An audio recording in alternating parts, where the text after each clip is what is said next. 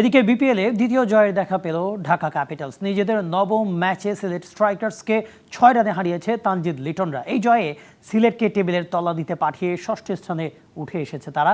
Toss জিতে আগে bat করে 196 রানের পুঁজি পায় ঢাকা ক্যাপিটালস। জবাবে 190 রানের বেশি তুলতে পারেনি সিলেট।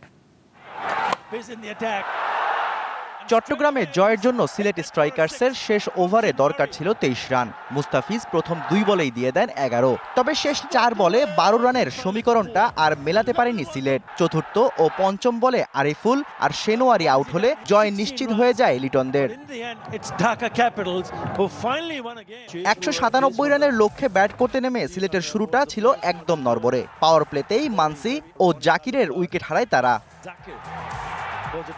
তবে রনি তালুকদার এক প্রান্ত আগলে লড়াই করে যাচ্ছিলেন। তার 44 বলে 68 রানের ইনিংসে জয়ের আশা টিকে ছিল সিলেটের। তবে এত টার্গেটের ম্যাচে অ্যারন জোন্সের 32 বলে 36 রান জন্ম দেয় হাস্যরসের। রনি ফেরার পর জাকের আলী, আরিফুল লড়াই চালিয়ে যাচ্ছিলেন সাধ্যমতো। জাকেরের 13 বলে 28 ও আরিফুলের সমান বলে 29 রানের পরও শেষ হাসি হাসতে পারেনি Sylhet.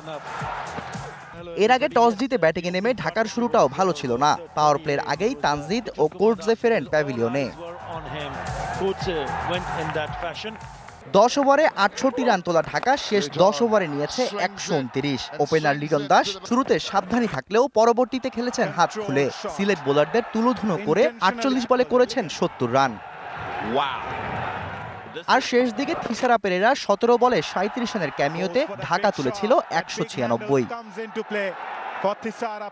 Shahriar Hossain, DBC news desk.